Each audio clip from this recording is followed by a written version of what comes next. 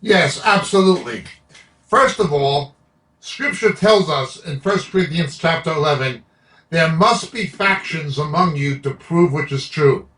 The notion of some kind of an institutional or organizational unity with a hierarchy is the oneness of the church is ridiculous. It is totally alien to apostolic thought. It's not what Jesus taught. The apostle said there must be factions, not a faction, factions among you to prove which is true.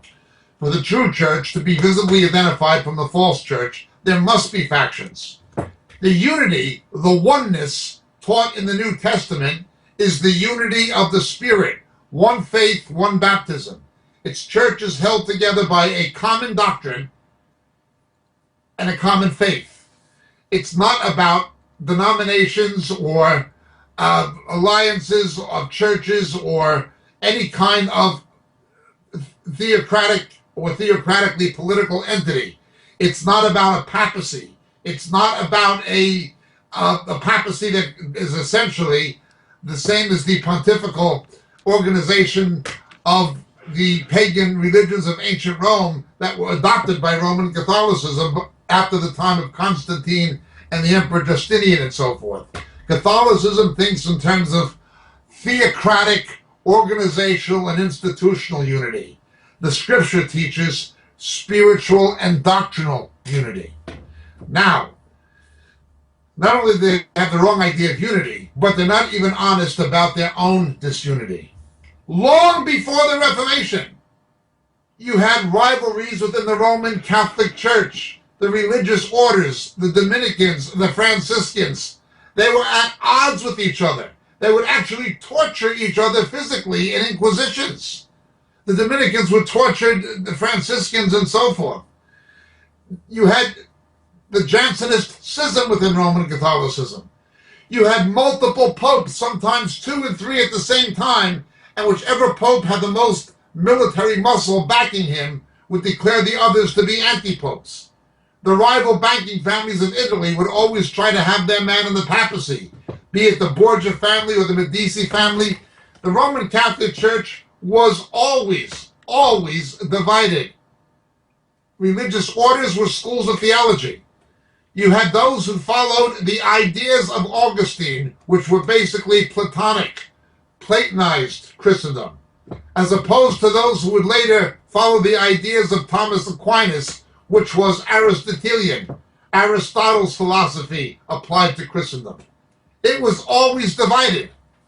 Not only that, but when the Roman Empire split between the Greek-speaking East, that is the Byzantine Empire, and the Latin West, the same thing happened. When the Crusades invaded the Middle East, they tried to force the Eastern Orthodox churches, who went under the Patriarch of Constantinople, back under Rome. And so they said to the Eastern Orthodox churches, such as the Maronite Catholics in Lebanon, "Oh, your priests can marry. We'll let you have married priests. Just come back under the Pope. You can keep your Greek liturgy instead of a Latin liturgy. Just come back under the Pope." It was all about theocratic politics, money, and political power. That's what it was about. It was not about the unity of the Spirit or doctrine. The Roman Catholic Church to this day is fragmented between its Latin rite and its Greek rite. In one, marriage is acceptable for the priesthood, and the other, it isn't. In the Latin rite, they say, well, Jesus wasn't married, and the priest is like a representative of Jesus. So because Jesus was married to the church, a priest is married to the church, therefore a priest can't have a human wife. But they completely moved the goalpost and changed the theology to bring the Greek rites of the Roman system back under the papacy. It's all hypocrisy and corruption. It remains divided to this day.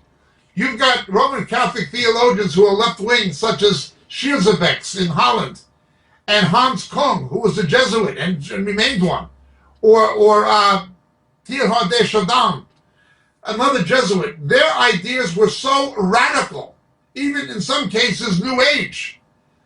It doesn't even resemble any semblance of what could even be called Christendom, let alone biblical Christianity. You've got Roman Catholic priests telling people in confessionals it's okay to practice birth control even though the church says it's wrong. You've got people who just don't believe in the integrity of the church, nor should they, because of the widespread international pedophilia. The idea of the united Roman Catholic Church being one is a farce. It's nonsense. It's never been united. It has always been divided. What it has been united in is its politics. But there are competing interests philosophically, theologically, financially. There are competing interests within it, and always have been. It's about political unity. It's sort of like now. You've got Donald Trump challenging the American Republican Party establishment. Can he organize the rest of the party and the establishment Republicans in back of him to beat Hillary Clinton? Nobody can believe that the Republican Party is united ideologically in what it believes. And with Bernie Sanders and Hillary Clinton, nobody can believe that the Democratic Party is united. You've got a socialist and you've got a complete hypocrite who'll be in anything to get elected. Then you've got, in Britain, the same thing. The Tory Party.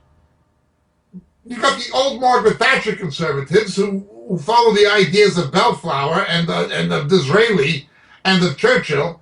But then you've got the David Cameron so-called conservatives who are not conservatives. They're just Tony Blair's sitting on the opposite side of the aisle. There's no unified Conservative Party in England, and there's no unified Labour Party in Great Britain. It's all make-believe. But for political purposes, they put on the facade of being one. The same as the crooked politicians in the Republican Party, the Democrat Party, the Tory Party. They put on a facade of being one. The Roman Catholic Church puts on a facade of being one. It was never one. But their one is not God's one. Their oneness is theocratic politics, a theocratic monolith. God's oneness is unity of the Spirit. There must be factions among you to prove which is true. My name is Jacob Prasch. Thank you so much for listening and for your question. God bless.